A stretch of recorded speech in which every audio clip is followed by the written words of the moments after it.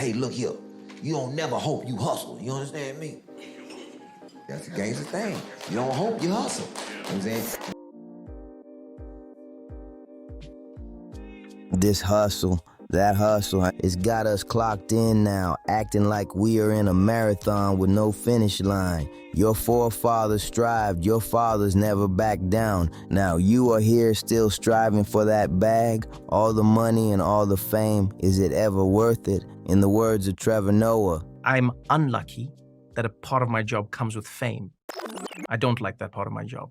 for real, brothers, this ain't new. Many rich and famous dudes continue to talk about how fame's a trap, not a trophy. But why? R. Kelly went from singing world's greatest to doing jail time. Kanye went from being a genius to being called crazy. When success starts looking like slavery with Wi-Fi, you gotta ask yourself who's really free. Let's find out on OG Philosophy.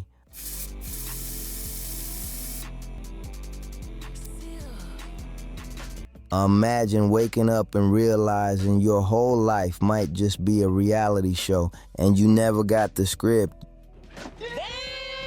You are sitting there thinking you are killing it, but really you are just an unpaid extra in Keeping Up with the Kardashians, the poverty edition.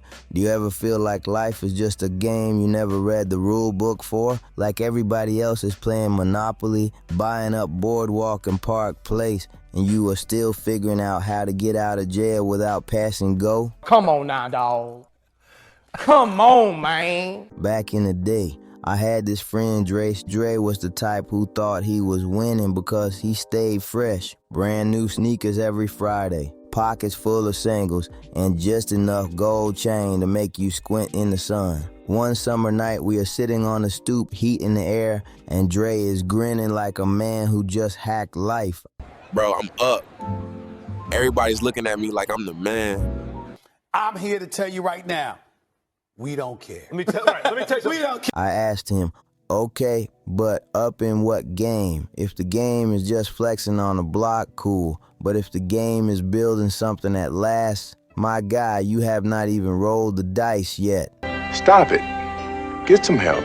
He went quiet, not because I dashed him, but because deep down he knew. He was not even sure what game he was playing. He was just following the moves everyone else was making, like a background dancer in somebody else's music video. Here's the first truth I am dropping today. Half the time, we are playing a game somebody else set up with rules we never agreed to. And now it is too late to shout. Philosophers have been warning us about this forever. Jean-Paul Sartre called it bad faith, living in a way that is not really yours, just following the script you were handed. Plato had his version too, that whole allegory of the cave thing, people watching shadows on the wall thinking that is the whole world, never even asking who is holding the flashlight.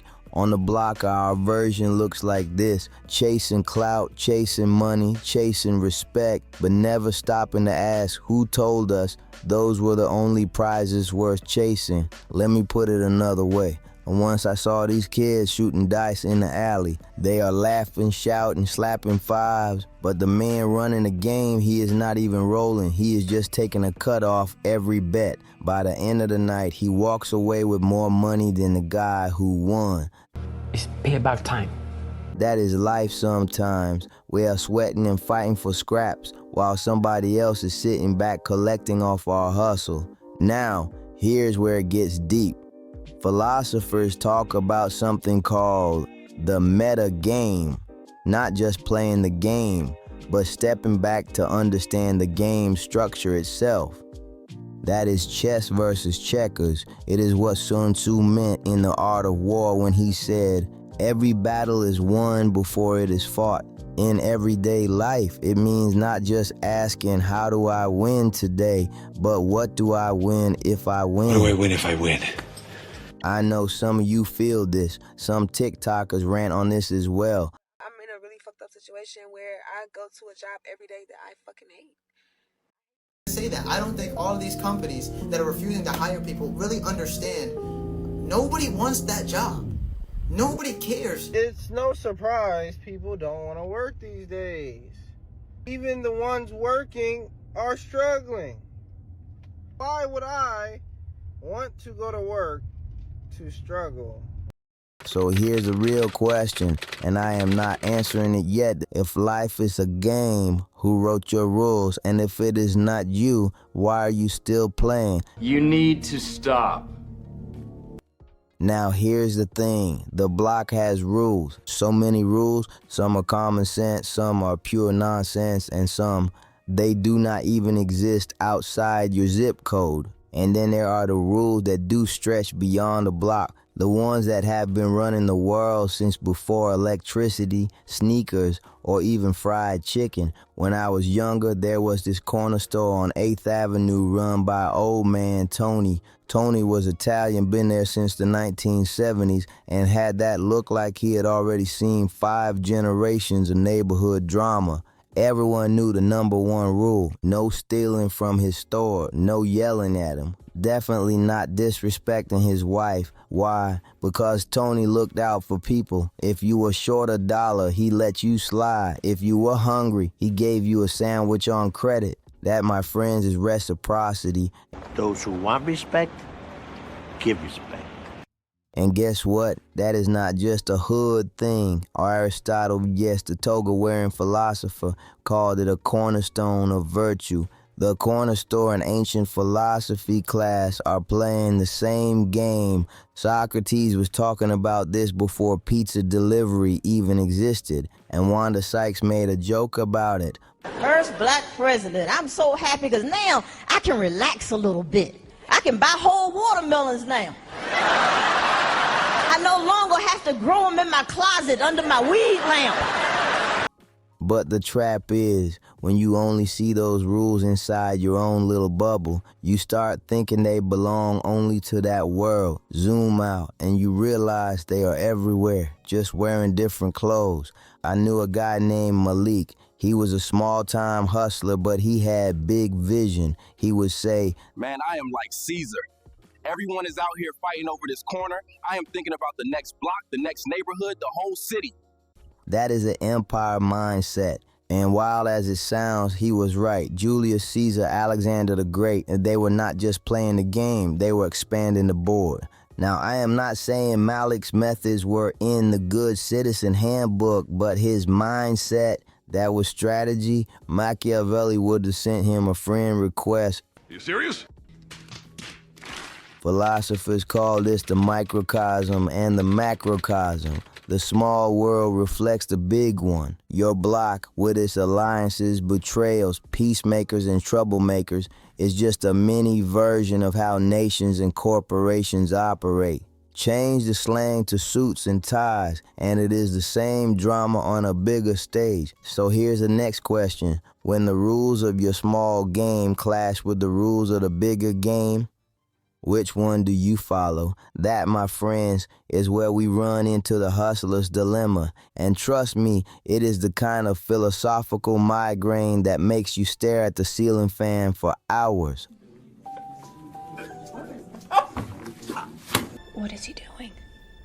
He's beginning to believe. All right, picture this. You are out here making moves. You have got 2 paths in front of you. Path 1, play it safe, keep it clean, make just enough to eat, but never enough to feast. Path 2, bend the rules, maybe even break them, and eat like a king, but it might cost you your soul. That, my friends, is what I call the hustler's dilemma.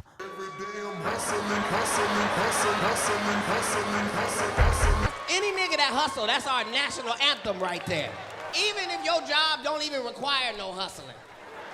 I remember this guy, Rico, older head, real respected, the kind of man who could walk down the block and get 5 handshakes before he even reached the corner. One summer, Rico gets offered a deal that would set him up for life. The catch, taking that deal meant throwing his own cousin under the bus. Rico sat on it for days, could not sleep, could not eat right. The man was walking around like someone stole his spine. I finally asked him, yo, what is stopping you? You said to yourself, this is the payday of your dreams. He looked at me dead serious and said, yeah, but dreams turn to nightmares quickly when you wake up not liking the man in the mirror.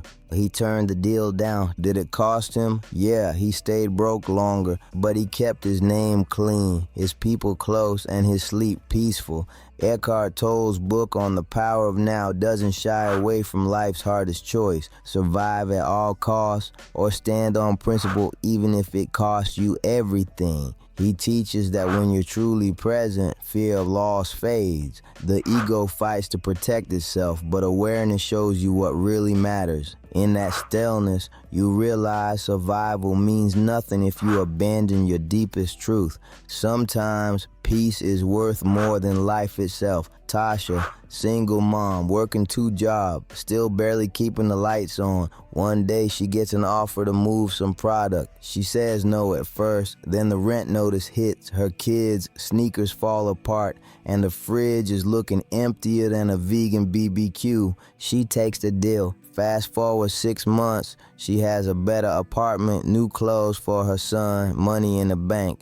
But every knock at the door makes her heart race. Every blocked phone call freezes her in place. She is eating better, but she is not breathing better. That is the thing. Winning is not always free. Different settings, same dilemma. Do I keep my hands clean or my plate full? And here's the twist. This is not just a street problem. Kings, philosophers, CEOs, generals, they all face the same choice. And some of the oldest heads in history already went through it and left us their playbooks. Spoiler, some of them kept their soul. Some of them sold it wholesale. Ayo, you ever notice how the old heads on the block drop game without even trying? They will lean back, squint at you and say something like, "Lil man, patience will save your life."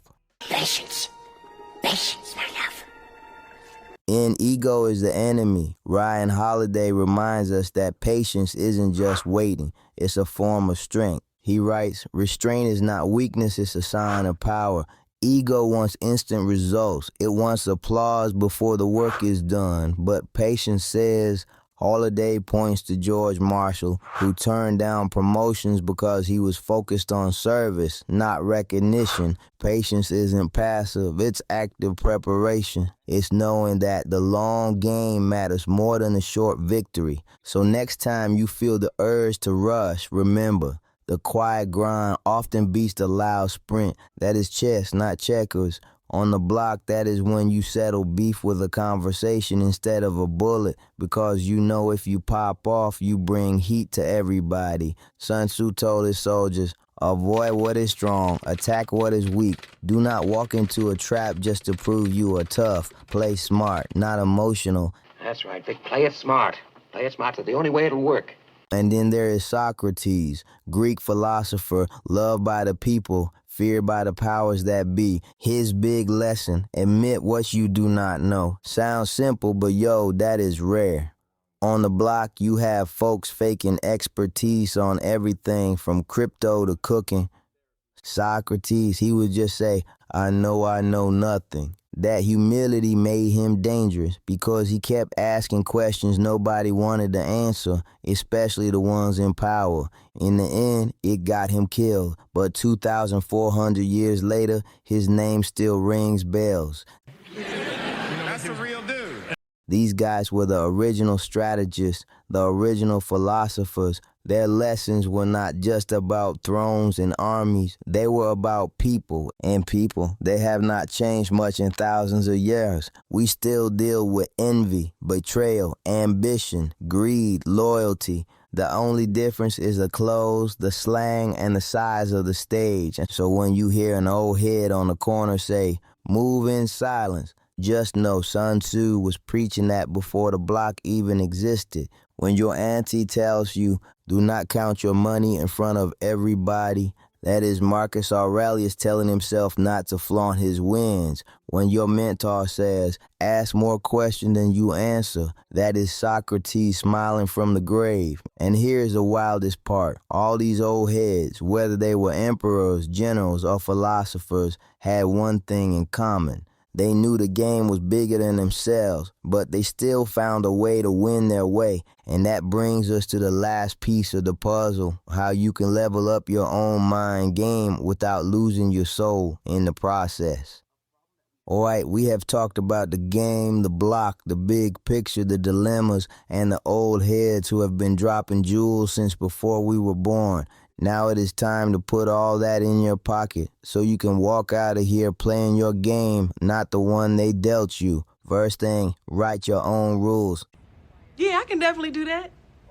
Not on some vision board cliche. I mean, literally sit down with a pen and paper and ask yourself, what do I want to win at? What is off limits for me no matter what? What am I willing to trade for the W? And what is non-negotiable? Because if you do not write your own rules, you will end up playing by somebody else's without even knowing it. That is how you wake up 10 years deep in a hustle you never even wanted in the first place. I think of it like this. There was this young boxer, Rico Lightning Vega, came up swinging wild because that is how his coach taught him. One day, he gets beat bad by a dude who fights completely different. Instead of quitting, Rico studies other fighters, learns footwork, timing, defense. He rewrites his whole fight style. A year later, he is champ, not because he was stronger, but because he switched to his game instead of playing someone else's. The streets love quick wins,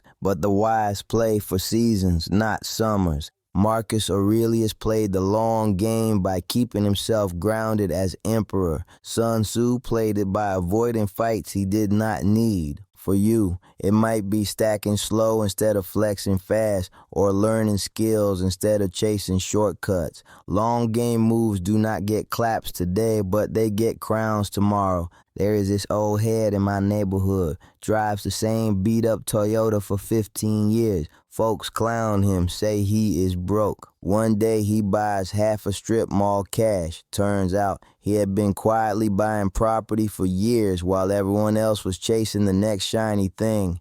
That is long game discipline. The man is not rich in Instagram likes, but his grandkids are already set. Before we talk about the hustler's dilemma, that choice between a full plate and clean hands. Leveling up the mind game means setting lines you will not cross, even when it is tempting. Why? Because if you lose yourself, you are not really winning. You are just trading one kind of poverty for another. Here's the final gem. Do not just play the game, play the meta game. That means watching the rules, watching the players, and even watching yourself. Ask, is this move going to matter in 5 years? Is this win they told me I should want or one I actually care about? That is the real power move, awareness. So yeah, write your rules, play the long game, keep your soul intact, and always watch the bigger picture. Do that and you are not just another player. You are the one changing the whole board. So let's circle back, way back to the question I asked you at the start. If life's a game, who wrote your rules? If it ain't you, you already know the answer. Somebody else been playing you while you been thinking you playing them. But here's the good news. You can flip the script anytime. Write your rules. Choose your wins. Decide what you're willing to lose for them and what you never will. Because when you run your own playbook, you don't gotta win every round. You just gotta keep winning your game. So go ahead, take the dice off their table and build your own. Yo, that's game for your brain. Now let it breathe, dropping gems every time. You best believe. Hit that sub, don't leave it on scene. Stay woke, stay wise, keep your mind clean.